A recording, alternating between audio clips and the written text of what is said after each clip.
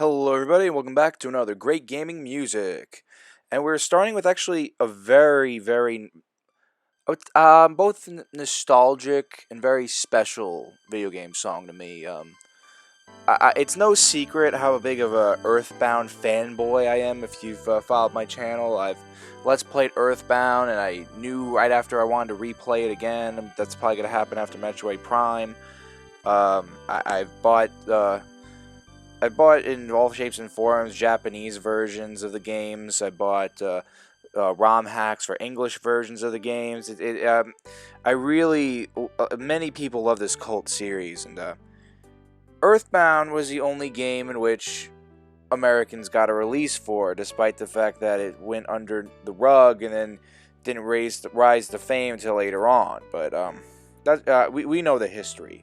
The song itself, "Smiles and Tears," to me is the best example. If you wanted to ask me what's a good song to close a game, especially an RPG, I would say "Smiles and Tears" is. And I really encourage people to look up the There is lyrics to this song. It was only revealed in the Japanese version's instruction booklet, but there was never an American English version of the song, and you just get the instrumentals here in the credits of the game, and you also hear it in some places of the game too. I really encourage people to read the translation. It's a little into the video, but shameless plug time. If you want to watch part 0 of my Earthbound Let's Play, I do read out the as geeky as I was in that, and overly dramatic as I probably was in that video. I did read the translation. It's a very beautiful translation, and the words. Like many music, the words should only assist the meaning of the song, unless you have a story to tell. And "Smiles and Tears," the lyrics do a lot for that, where you do see, it does tell the story of what you should feel in the game, but at the same time, it also shows a lot about, even the name "Smiles and Tears," it really describes a lot about going on an adventure, especially with other people that you meet along the way. And that's what Earthbound was. So, I talked so much about Earthbound because this game is so synonymous with Earthbound. It is what you think of. It's like the Earthbound medley in Mother 1, Earthbound Beginnings, love saying official localized version name, and 8 melodies in Mother 3. And the thing is, taking out the lyrics in the American version, I don't think it did it any harm.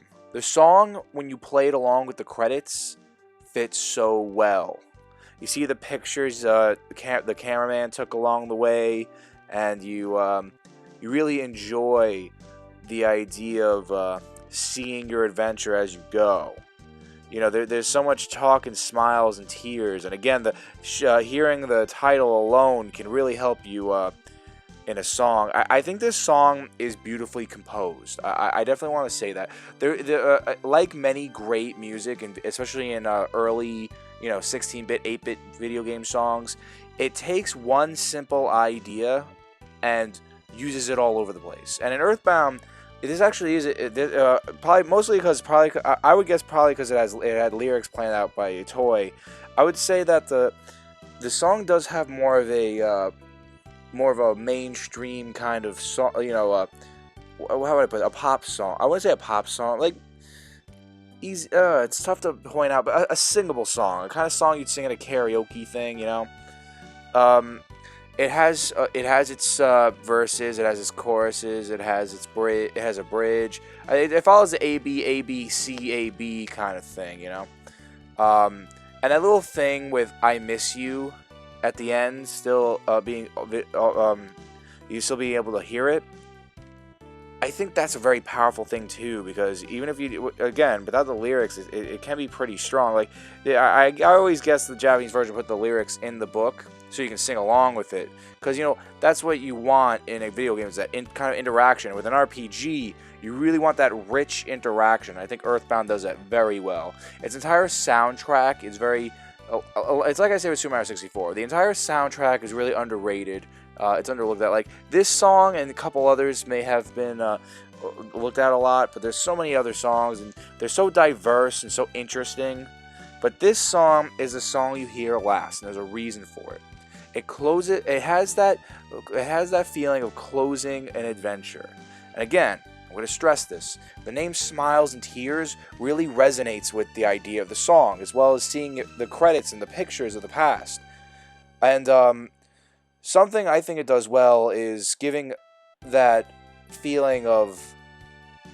its use of intervals, I think, is really good. It has a lot of jumps, da da da, or da da da da da da. Sorry, it's not so bad. But yeah, the point is a lot of jumps there, and it really reaches high up and then goes down, and that's such a perfect way to write a melody. It's like da da da da da. It's going up and down, and I think that works perfectly for a song with lyrics, especially because you want to rise to the high point to hear that power and go back down.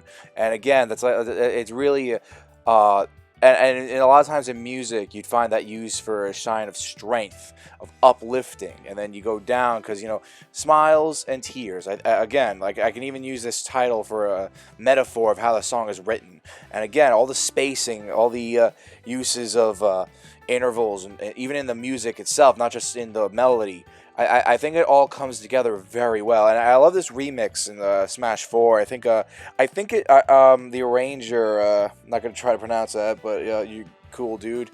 I think he did a great job recognizing that idea of the intervals working together, but ultimately pushing that melody of up and down and up and down. It's a really brilliant idea because it makes up a lot of what popular songs are like. I would say like. So, and this is definitely a early 90s, late 80s kind of song. Now, I think that's a good title for the kind of music you're hearing. It's weird.